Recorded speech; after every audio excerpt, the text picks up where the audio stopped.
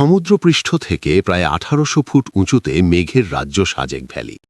শীতের শুরুতে পাহাড়ি এই উপত্যকা যেন এক মায়াবী রূপ ধারণ করে।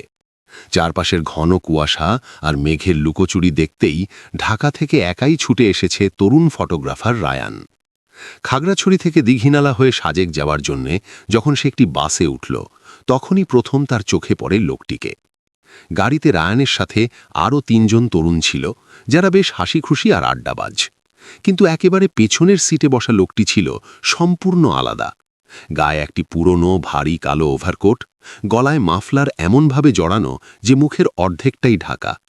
লোকটির কোলে একটি বড় চামড়ার ব্যাগ, যা সে দুহাতে এমন শক্ত করে আঁকড়ে ধরে আছে যেন এর ভেতরে পৃথিবীর সবচেয়ে মূল্যবান কোনো গুপ্তধন বা ভয়ঙ্কর কোনো রহস্য লুকানো।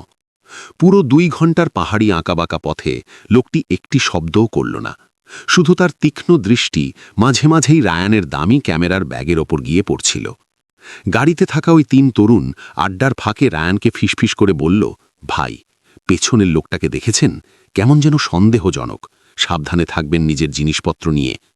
সাজেকে পৌঁছানোর পর অদ্ভুতভাবে সেই রহস্যময় লোকটি রায়ানের পাশের কটেজেই উঠল।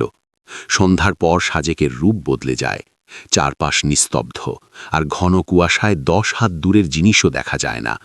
রাতের খাবার খেয়ে রায়ান কটেজের বারান্দায় দাঁড়িয়েছিল। হঠাৎ সে দেখল সেই কালো কোট পরা লোকটি তার ভারী ব্যাগটা কাঁধে নিয়ে কটেজের পেছনের অন্ধকার জঙ্গলের দিকের পথ ধরল। রায়ানের মনে কৌতূহল আর সন্দেহ দুটোই জেঁকে বসল। সে লোকটির পিছু নিল। কিছু দূর যাওয়ার পর হঠাৎ রায়ান লোকটিকে হারিয়ে ফেলল। চারদিকে শুধুই নিস্তব্ধতা। হঠাৎ পেছন থেকে ভারী একটা হাত রায়ানের মুখ চেপে ধরল।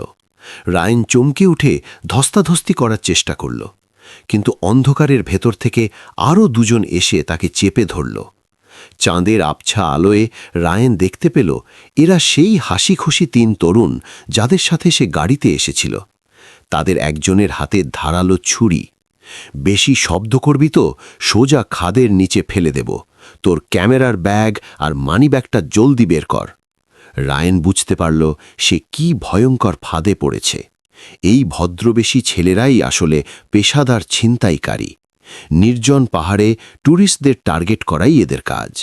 মৃত্যুর ভয়ে রায়ানের বুক কেঁপে উঠল। ঠিক সেই মুহূর্তে কুয়াশা ফুঁড়ে একটা ভারী ছায়া তাদের ওপর আছড়ে পড়ল। কিছু বুঝে ওঠার আগেই ছিনতাইকারীদের একজনের মাথায় সজোরে আঘাত করল একটা ভারী চামড়ার ব্যাগ। লোকটি ছিটকে পড়ল মাটিতে। বাকি ২ জন ঘুরে দাঁড়াতেই অন্ধকারে শুরু হলো এক অসম লড়াই। রহস্যময় সেই আগন্তুকের গায়ে যেন অসুরের শক্তি।